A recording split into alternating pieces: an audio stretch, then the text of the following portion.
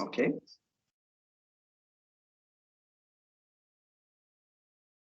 Sadashiva-samarambham Shankaracharya-madhyamam Asmadacharya-paryantam Vande Guru-paramparam.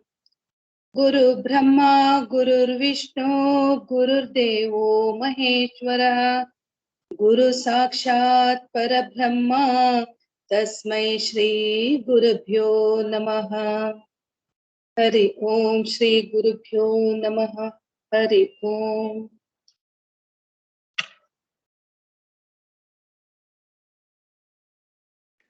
So, Andrew, would you like to start reading the verses?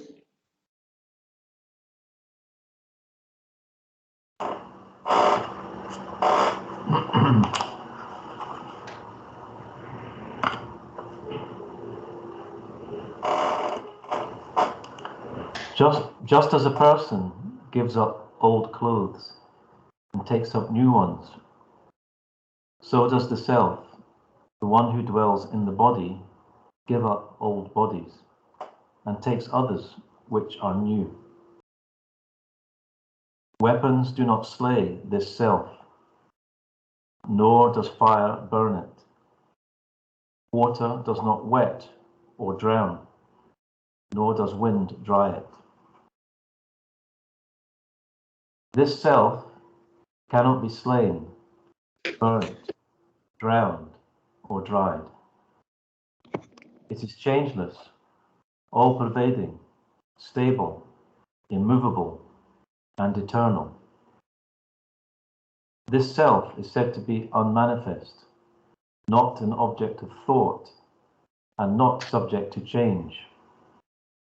Therefore, knowing this, you ought not to grieve. And if you take this atman to have constant birth and death, even then, Arjuna, the mighty armed, you ought not to grieve for the atman in this manner. For that which is born, death is certain, and for that which is dead, birth is certain. Therefore, you ought not to grieve over that which cannot be altered. Bharata, Arjuna, all beings are unmanifest in the beginning, manifest in the middle, and again unmanifest in the end. What indeed is there to grieve about?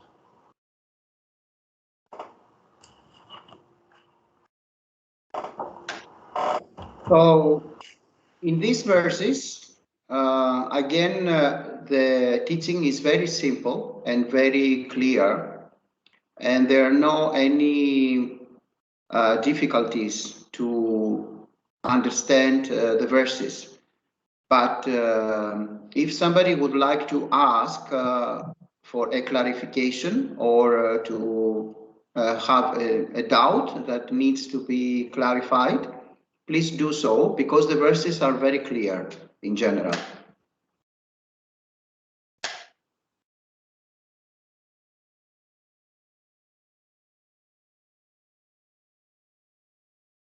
Yes, Malati? Actually, I read the Bhagavad Gita some years back, around 10 years back. First time I read the Bhagavad Gita. At that time, I really didn't understand anything about this Atma, Nainam Chindanti Shastrani, that weapons cannot tear this, and I did not understand anything, not even a single word. But now it is such a beautiful thing that I could understand everything. That is the beauty. Thank you. Yes, Bhagavad Gita is a scripture which is wonderful, and it is considered to be the best summary of the Upanishads, of Vedanta. So it is a wonderful scripture to start after, in our tradition, we start with Tattva Bodha. And my Guruji, Swami Paramarthananda, he is recommending 3 levels of study. In the first level of study, he is recommending to start with Tattva Bodha and then with the first 6 chapters of Bhagavad Gita. And then he have a whole list of other scriptures. And I believe that in his wisdom, my guru thought and he saw that without Tattva Bodha, as you said, Bhagavad Gita will not be so clear.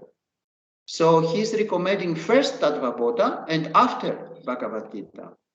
Although a lot of other Swamis, they start with Bhagavad Gita because they believe that it is a nice introduction. But still, we started before Bhagavad Gita with Tattva Bodha, and as you said, now you can understand much easier. And also, today we have a wonderful effort from our brother Nagaraju, who will present a nice work that he did about an introduction, which is a very nice summary of Tattva Bodha.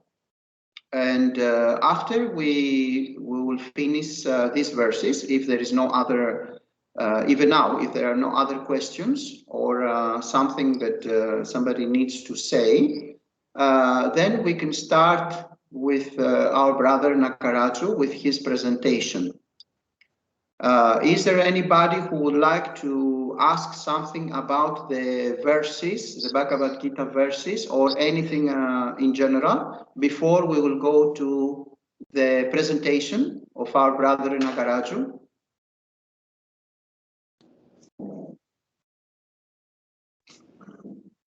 Okay, then Nagaraju, please, if you are ready, you can present your wonderful work. Oh, I'm sorry. Namaste. Can you guys hear me? Yes. Kalman, sorry, I'm using a different platform. I don't know if you can see me or hear me. We cannot see you, but we can hear you. Okay. So namaste. Very good to Namaste. be here. I'm gonna have to jump off a little bit early, but so I just wanted to let you know in case I just need to go off at about 11:30 or so. But I wanted to be here for some time, so thank you. You are always most welcome. So, yes, Nagaraju, please start.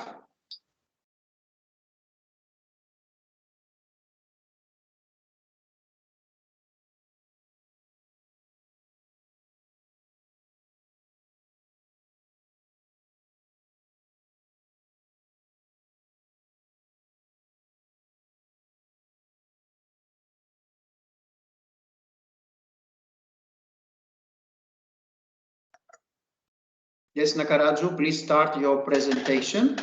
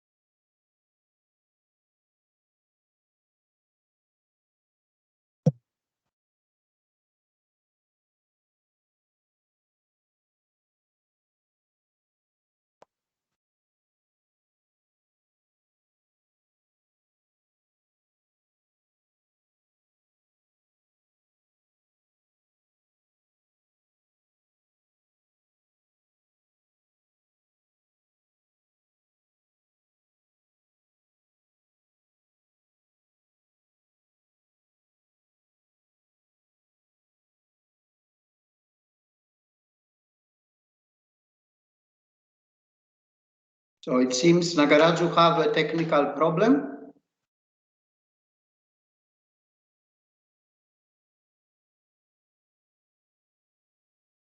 Andrew, could you repeat the verses until Nagaraju will have some time to fix his technical problem?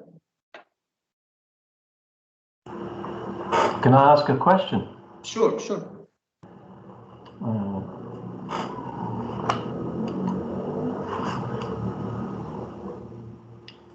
In the 25th verse, it says, the self is not an object of thought.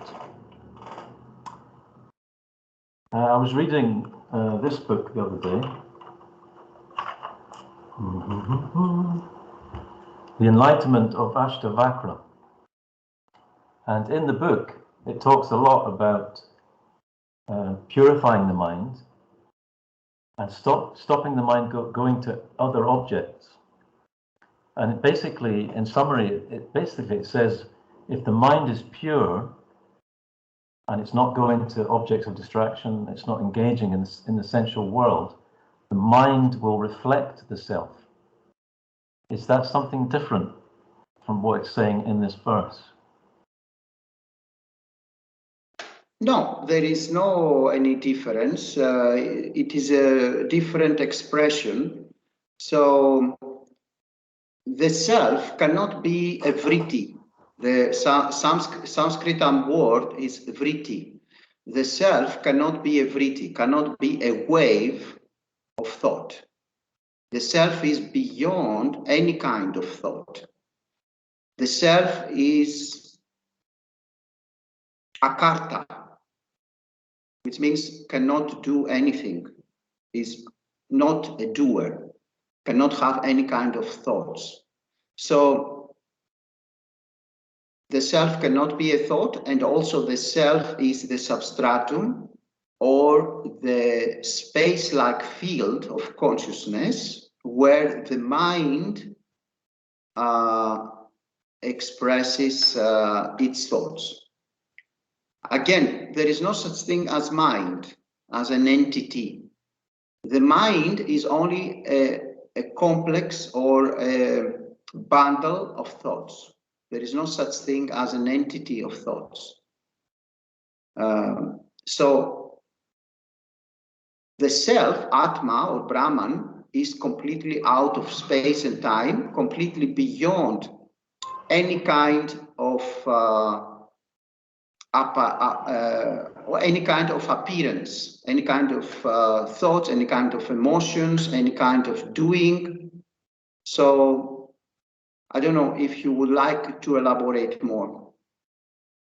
Yeah, I'm just trying to remember exactly what the text said, but the gist of it is that a pure mind, free from thought and free from any outward orientation, becomes like a mirror, and the self can be observed only through this pure mirror. So when I was reading the text in the Bhagavad Gita, I was thinking, how does that relate to it can't be an object of thought? I think that's what it says, isn't it? Because yes. if a pure mind is a mirror that reflects the self, is that different from the mind having a thought about the self? Yes, the mind or the absence of mind are both concepts.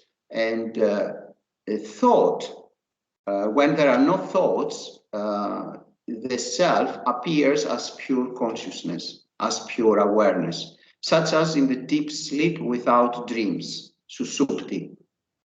So he means in this text that you can have an experience of the self in this lack of thoughts.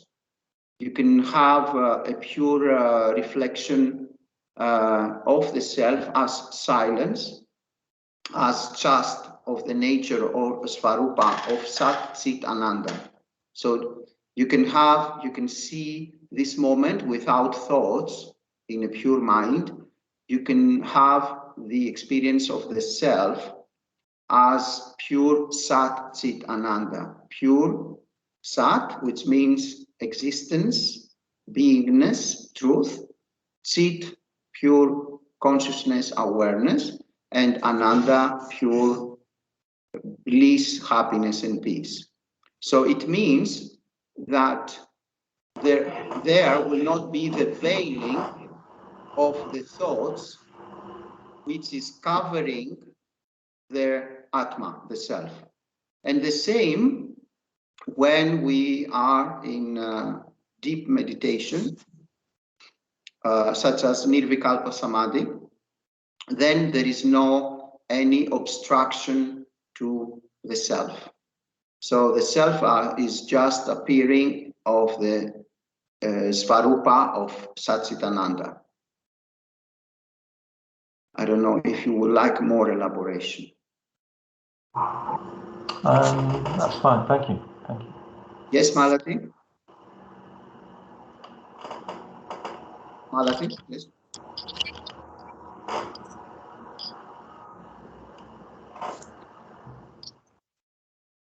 There is not any way of thinking, or thoughts, anything. So it means that we experience the God in deep sleep also. It's like that. Pure mind. Am I correct? I don't know.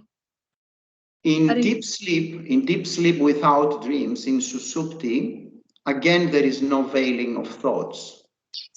So we can experience the silence, we can experience the blankness, what is appearing as blankness, and we can experience consciousness without any traffic from thoughts, without any activity from the thinking process.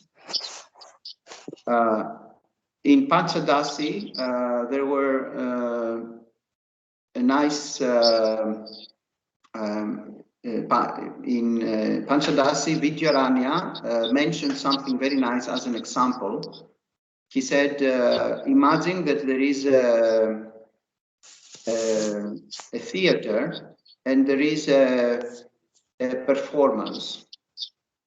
And after you have enjoying the performance, the dancers are going, and then you say the performance now is stopped, and there is nobody on the theater. But still, what is revealing the emptiness of the theater, and that there are no anymore these performers in the theater? It is the light of the theater. So it is something like that. Consciousness, the self, Atma, is revealing, for example, in deep sleep without dreams, in Susupti, is revealing this lack of thoughts, the blankness of the mind, the lack of thinking process of the mind. So it is more easy to have a glimpse of the self when there are no thoughts and when there is silence. And this is not like in deep sleep without dreams. Also, it looks like in Nirvikalpa Samadhi, when there is again no activity, and you can have the experience of deep bliss, Ananda, and also, of course, of Sat and Chit. I don't know, Malati, if you would like something more. I just want to get a clarification that pure mind, what this David Andrew told, pure mind without any thoughts, without, that is equivalent to the state of our mind in our deep sleep. Am I asking that? Pure mind is equal to the mind state of the mind in our deep sleep. It is not exactly equal, because in the deep sleep without dreams, there is still dormant the thoughts. It is, the mind is in a dormant state. The thinking process is in a dormant state. But when you are in the waking, in the Jagrata state, the so-called waking state, this dormant state is not so powerful, because very soon, very quickly, the thoughts will do appear again. So it's not exactly the same. But again, the point of the scriptures is not to kill the mind or destroy the mind, as a lot of people are saying. First of all, there is no such thing as the mind. There is no existence of the mind. So what to kill and what to delete? The mind is just, as I said earlier, a bundle of thoughts, a collection of thoughts. So the problem is not the thoughts. The problem to become a samsari is that you become attached to thoughts. So the problem is attachment, not the thoughts, because the thoughts are empty in nature. The thoughts are of the nature of sunyatam, emptiness. They cannot harm. The harm comes from the false conceptions about yourself. You become attached to the thoughts because you believe that you are Ahamkara, the I thought, the body-mind complex. You become attached, and then you are experiencing suffering and limitation because you believe you are a body-mind complex. But if this moment any thought will appear, you will stay detached and completely out of this process. There is no any problem. Plus, in our tradition, in Advaita Vedanta, we don't say that we have to delete the mind. We say that we need the mind, the thinking process, because we work with jnanam, we work with self-knowledge. And self-knowledge you cannot have in nirvikalpa samadhi, for example, or in the deep sleep without dreams. So it is not like other spiritual paths where they believe that if you completely silence the mind, that this will lead you to self-realization, moksha, enlightenment. This is a terrible mistake. Why it is a terrible mistake? Because you will remain a fool. You may experience beautiful samadhi experience, beautiful peace, beautiful bliss, but then when the nirvikalpa samadhi will end, when your peace will end and you will need to do your day-to-day activities, the suffering will appear again. Because we need not to silence the mind, we need to use the mind for self-knowledge. So, when you silence the mind, you may remain a complete fool. Just like a lot of people in yogic paths, they try to empty the mind and they have wonderful moments of peace. And then when they have a quarrel in their job or with their husband or wife, there is no anything like enlightenment or self-realization or moksha. You know, there is still attachment, still problems, still you are a samsari. So you may believe that you had a wonderful samadhi experience, but what about when you are out of samadhi? And somebody will hurt you, somebody will create a problem to you. The samadhi experience now will not help you. So the problem here in samsara is that you believe that you are a samsari.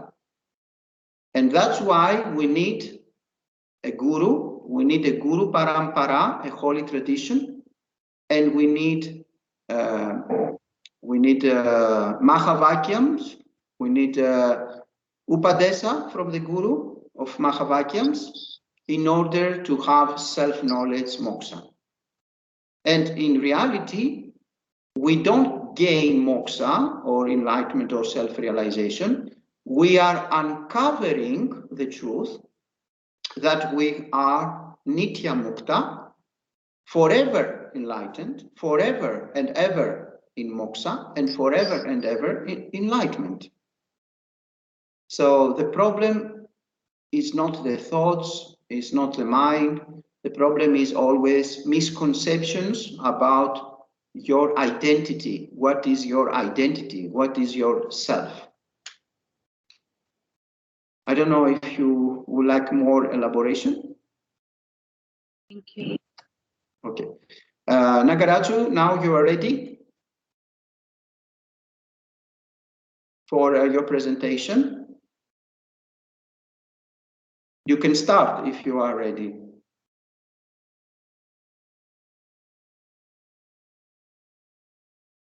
But we can't hear you.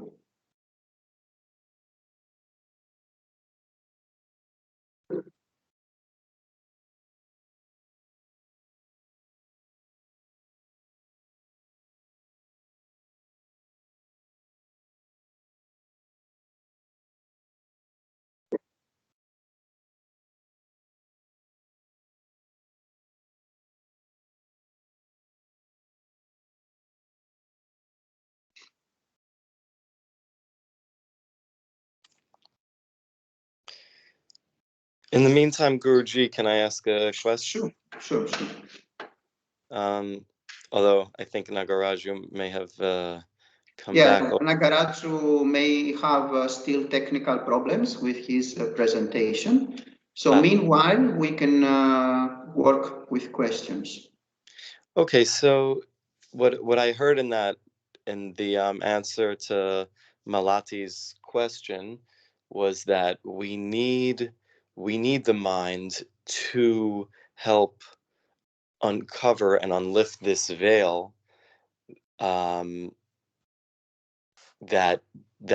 misperceives what I am as being something other than the self, whether it's Ahamkara, whether it's body, mind. And for example, we use Mahavyakams to help that process of becoming aware of the true self, what it is that I am. My question is, when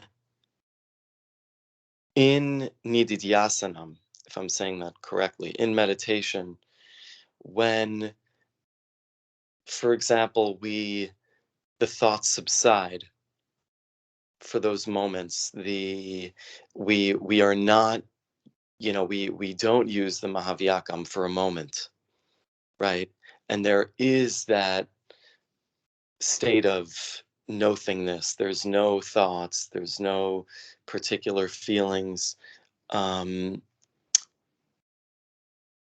is that place? If I am not experiencing Satchitananda in that moment, if I am not experiencing a sense of bliss, a sense of, but I'm just experiencing, it's almost just like a sense of blankness. Again, maybe I just was repeating Mahavyakam and I stopped, right? But there are no thoughts. What is that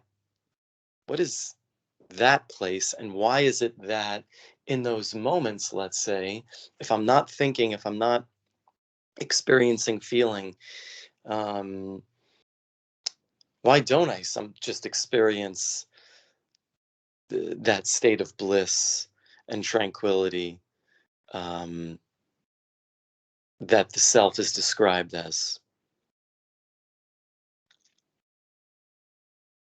Well, when you are doing Nididhyasanam and after you have been using Mahavakyams or the great statements, there is a triggering of the truth inside you.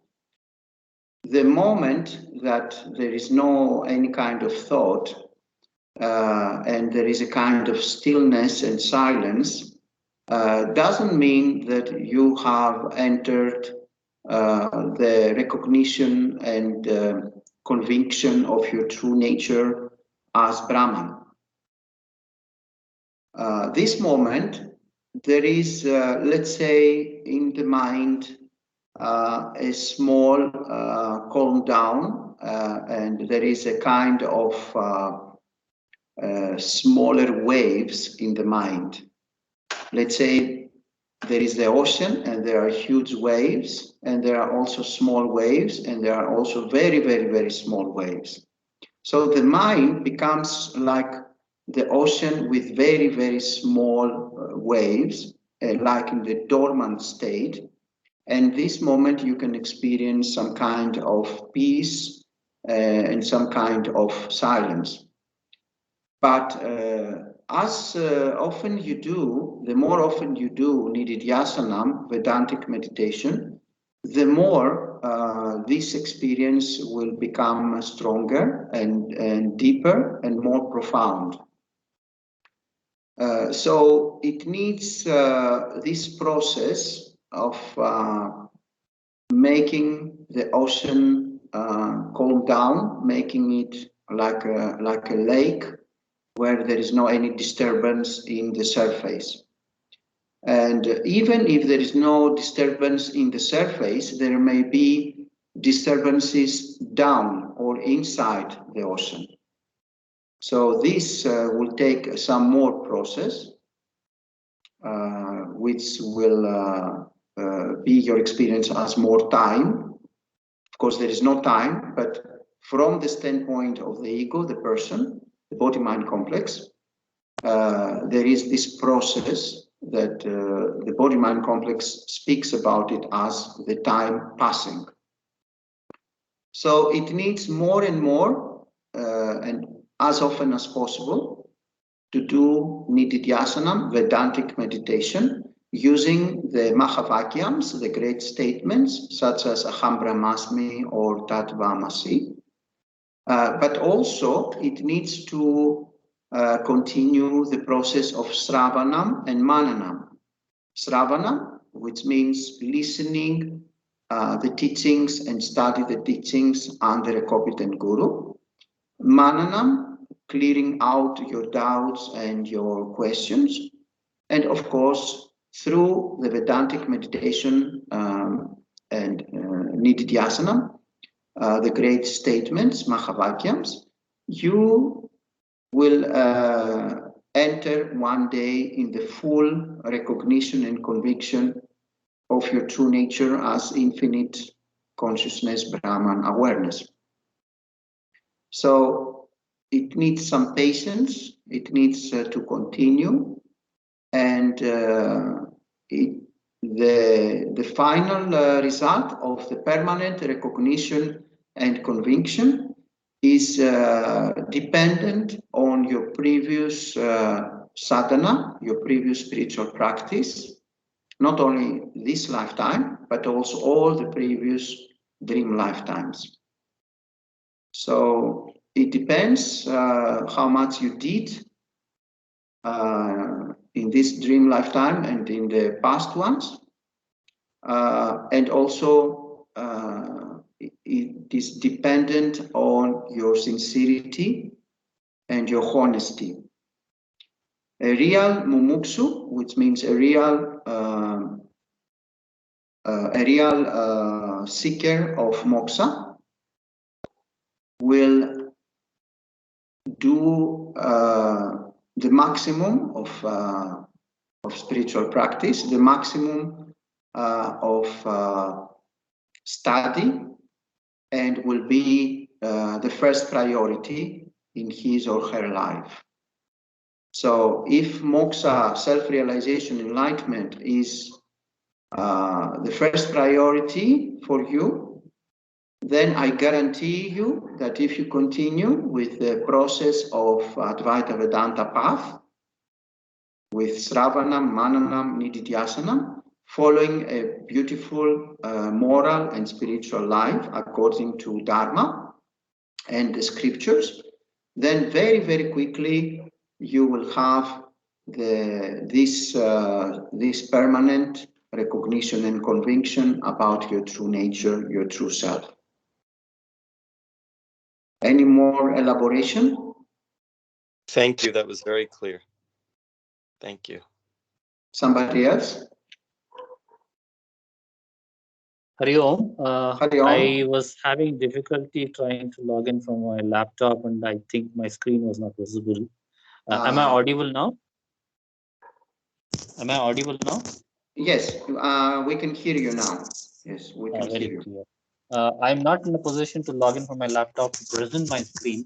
Would someone else be in a position to share that PPT which I sent, or the PDF file which I sent out on the screen, so that I can give my presentation? Yes. Can Andrew present that particular document? Andrew, can you put in the screen this PDF? Would it be possible? Or if not, I can just run through the slides. I don't know how to do it, but I'm sure I can manage. I'll try. If there's a technical challenge, then we'll still continue to carry on with this.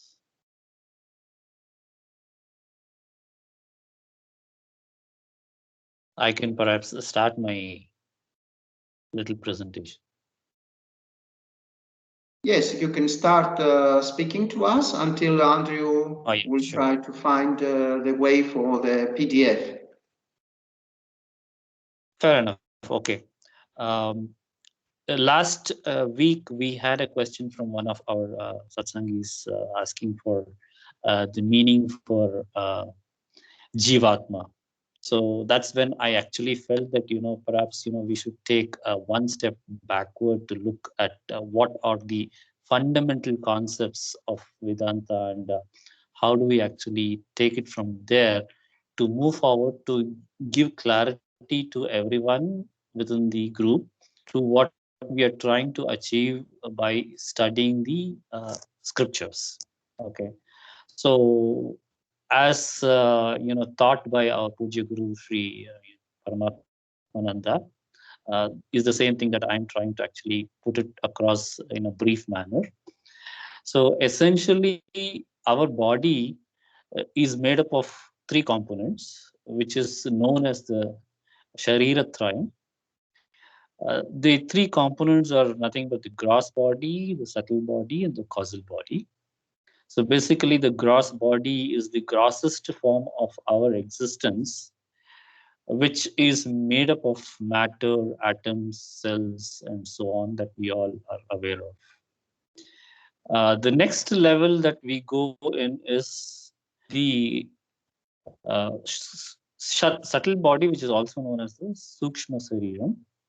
And this Sukshma Shariram is born out of the gross material or the matter that is gained by the gross body. And then beyond that is the causal body. So we'll touch upon the causal body a little later as we proceed further into the other slides. Now, looking at the gross body, we are fundamentally made up of 5 elements that is available in nature, which is the Akasha, the space, the Vayu, which is the air, the Agni, which is the fire, the Jalam, which is the water, and Prithvi, the earth. So essentially speaking, whatever our body is made up of is a composition of all these 5 elements. And I'm pretty sure in our high school chemistry, we would have come across the periodic table or the periodic chart in chemistry stating that there are about 118 elements. But the Vedanta essentially says that those 118 elements are a mix of these 5 basic elements, which is the earth, water, fire, air, and space.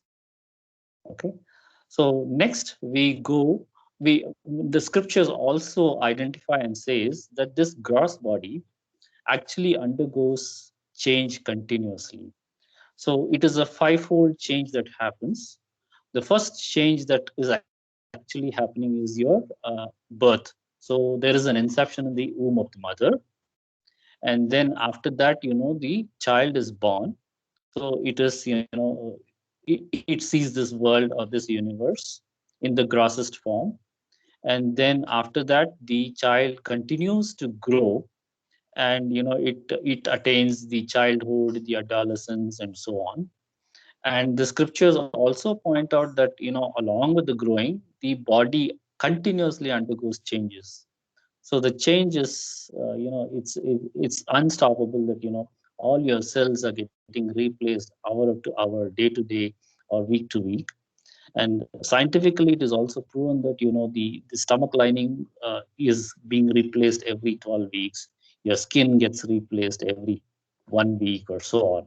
So there's a continuous modification of the body that keeps on happening at the grossest level.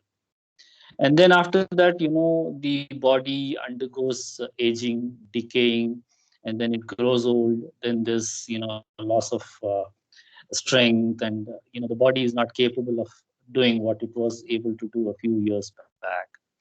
And then eventually it goes into the death. So the scriptures says that the gross body undergoes these changes continuously, and there's a cycle of birth and rebirth and dying, which goes on forever. The next the next item is the subtle body. So basically, what are the what does it mean? So the scriptures point out that the five panchabhutas, as they are called, that is the earth, water, fire, air, and space, are available in our body in the subtlest form. So which means to say that we all know that the body is made up of 65 to 70% of water. So it does not mean to say that you can squeeze your body to pull the water out. So basically, water is available in the subtlest form, and that's what they say, that all the panchabhutas are available in our body in the subtlest form, which is called as the subtle body. Okay. Now let's look at different components of our body. So basically, the scriptures say, the Vedanta says, there are 19 components that the gross body is made up of. The first set is called as the sense organs. So I'm pretty sure all of us are aware that we have eyes, ears, nose, tongue, and skin. So these are actually called as the karmendriyas. So sorry, the antakarnas. So these antakarnas are used for transaction across into the universe to gather information, which is sent into a subtle form to our minds. Okay. So the next set of components that we possess are called as the karmendriyas, the pancha karmendriyas. They are again 5 in nature, which is nothing but the speech. So basically, the pancha karmendriyas mean that we do action with these 5 elements. So the first one is actually the speech. So we are able to express in the form of words. Then the next one is your hands, then your legs. So basically, these are meant to do action in your transactional world. And then you also have your excretory system and the procreation system. So these are the second set of 5 components. And then after that, there's a most interesting part, which is your prana. So this is the subtlest of the most subtle part of the body, which is called as the prana. Here again, we have 5 different pranas. So we are all aware that we have the respiratory system, which is called as the prana. We have the evacuation system, or the energy behind any waste removal, which is called as the apana. And then we have the circulatory system, which is called as the vyana. And the digestive system, the food that we take, undergoes its own cycle of digestion, which is called as the samana. And then you also have the udana, which means the reversing system. So this reversing system actually works at the time of death alone. And Then comes your last 4 components of your gross body, which are which is again very subtle in nature to understand, which is called as the mind, the buddhi, the chitta, and the ahankara. So this is a very interesting fact that you must pay attention to, because science per se says that we are our body consists of mind or a brain. So it is a physical entity of a body where the brain works to cognize your intelligence and actions. But Vedanta clearly says that it is broadly classified into 4 components. The first one is the mind. So the mind is an emotional faculty which is actually used to receive the inputs from all your karmendriyas. Basically, your sense organs. So the inputs is received from your sense organs, and the buddhi actually acts as a faculty to discriminate what is right and what is wrong. So it's a judging faculty. So it takes reasoning. And then you go into chitta, which is nothing but the recording faculty, which records all the memories. So you will be in a position to actually remember what you had done about a week back, or perhaps a year back or 3 years back. So chittam is nothing but a recording faculty. And then finally you have the ahankara. So the ahankara is nothing but the I, that is the ego sense which is there within the self. So eventually speaking, the I, which is very dominant within our gross individuality, which actually claims that this is my book, this is my pen, this is my life. Wherever you put this concept of myself or I, so that's where the ahankara plays the role. So we have now actually seen the gross body and the subtle body. Going forward, let's look at what this causal body is actually like. So the causal body is nothing but the part or of a person that lives forever. So eventually, when the gross body and the subtle body leaves after death, so they accumulate certain karmas, and these karmas are carried forward in the form of the causal body, and then based on their karmas, they are again reborn back into this particular universe. So the causal body is nothing but the final karana shariram that leaves the body and comes back and takes a different form. So ideally speaking, the body that we possess as per the scriptures is temporary, it is not permanent, but the causal body that is possessed within us is the permanent essence, where the scriptures actually teach us to say that you need to be cautious about what you are doing as part of karma. Okay. Now next, beyond this, there is another thing called as the avastatrayam, basically, which means to say that the life is divided into 3 phases. So we have our waking state, we have a dream state, and we also have a state where we are in deep sleep, which is nothing but the dreamless sleep. So this waking state is nothing but you're aware of every sense organ that is functioning within yourself, and you are doing transaction with this with your sense organs, and it is a state where you are woken up, you're doing your daily routines, you're having your food and your work and things like that. But when you go to sleep, initially there is a phase where you actually fall partially asleep. Your memory is still awake, your memory is still active, and your memory actually projects some kind of a movie within your mind, which is called as the dream state. And as per our Swami, he says that whatever we record in our chitta, that is your transactional world, most of it, whatever you record, will generally get played back into the form of a dream state. It could be many years back, or it could be in your childhood, or it could be perhaps somewhere a few years back. So this memory actually comes out as a dream state, and 98 to 99% of the dreams are only from the memories that we possess. But there could be just 1% or so where there is some kind of an intuition that some people get some dreams that something's going to happen in future, or it could be just an a mystical experience which says that I had a dream and something's going to happen tomorrow. So that's like 1 or 2% of the cases. And then of course you have the Shushukti Avastha, which is called as the dreamless state. During this dreamless state, you're in deep sleep. All your sense organs are dormant. You would not have, your ego also gets dissolved, your Ahamkara also gets dissolved, and you don't feel yourself awake, or rather, you don't feel yourself existent. And from the Vedantic term, it is called as the Samanya Chaitanyam. So when you actually link it to your consciousness state, so it is called as the Samanya Chaitanyam.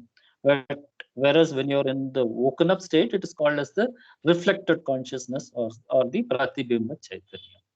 So there's a huge difference between the moment when you actually realize yourself, or when you're actually in the state of Turiyam. So deep sleep and Turiyam are far too different, because in the state of Turiyam, where you are actually in the state of bliss, you are conscious, you are aware of yourself, but then you still are in a state of bliss. So these are the 3 states broadly that is described in the scriptures. And the next part that one should actually also know is that our body consists of 5 different layers. So they are 5 different entities, which is from the gross to the subtlest most. So the first one is called as the Annamaya Kosha. So Annamaya Kosha is nothing but the body is made up of matter. And it's called as Annamaya Kosha for the fact that the body does require food or energy to sustain its living, and this energy is got from your food that you take. So basically the food that you consume is nothing but matter that is nurtured out of earth. So that is processed and taken as food into our body, and that is getting converted back into your body parts, your different organs, and then again there's a recycle. So it's called as an Annamaya Kosha, which is a very grossest form. So then next is you have your Pranamaya Kosha. Basically it is the pranas that function within your system. So here there's a very interesting fact that the scriptures reveal is that the nervous system that we possess actually within our body is at a very gross level, which the science claims to say that your sense organs are connected to the nervous system, and then it is connected to your brains, and your cognition works, and you're able to take some decisions and get to have the awareness. But the Pranamaya Kosha is far too different from the nervous system, for the fact that there's a cosmic energy that connects your breath to the energy that is there from the cosmos. So the prana that you breathe, you take in, is basically traversing with multiple channels within your body, which is not visible to any scientific instruments. It is told that as per the scriptures, we possess about 72,000 energy channels within our body, 32,000 towards your left and 32,000 towards your right. And this Pranamaya Kosha is very vital for our existence of life. And scientifically, there is a lot of debate going on regarding this Pranamaya Kosha, for the fact that during the time of surgery, the patient is put into coma, and there are some severe cases of accidents where the blood is pumped out, or the heart is temporarily stopped. The surgery happens, and then when they bring back the organs to functioning, the person is still alive.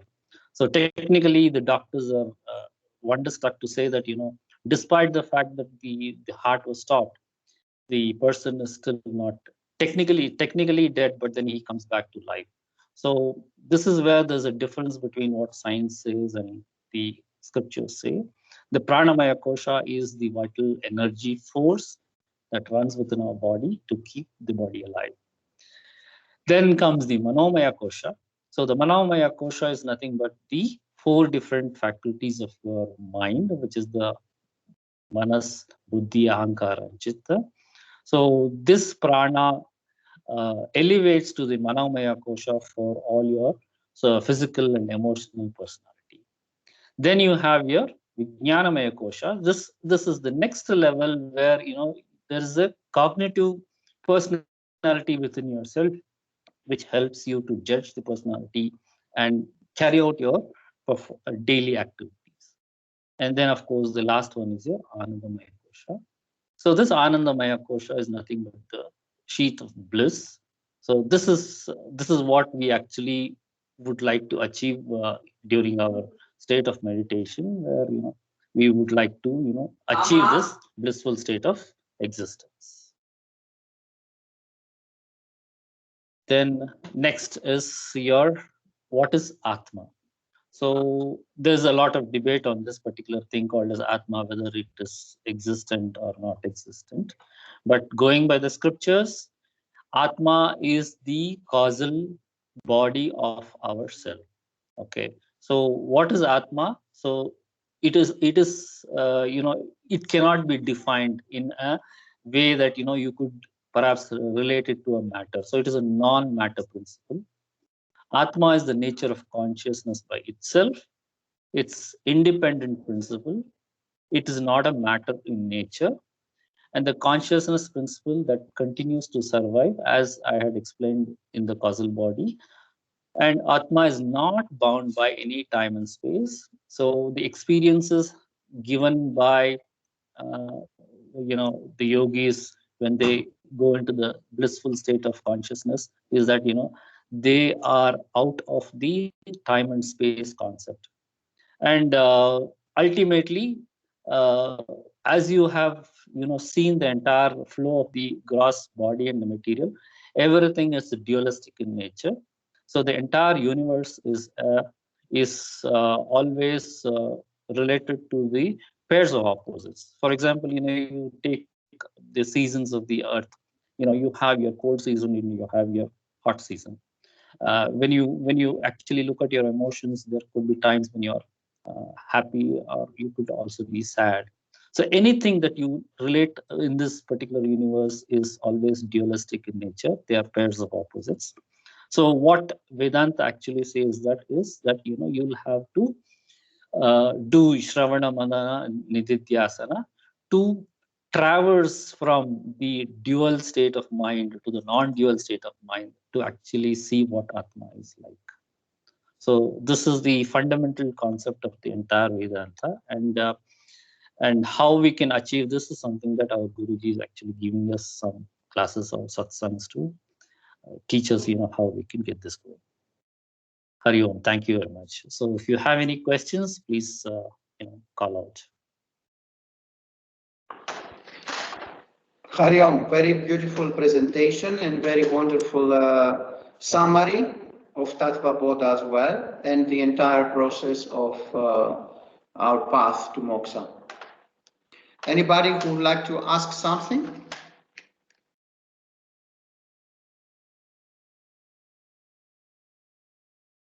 Okay, then we can close for today. And in next Satsanga, think about this presentation, read and study the wonderful diagrams that Nagaraju did in his PDF. And if you have any questions, please bring them in our next Satsanga. Who would like to close with chanting today? Malati? Nagaraju? Okay. Yeah, which sloka to tell, Panti? Ending. Purnamada. Okay, fine. Hari Om.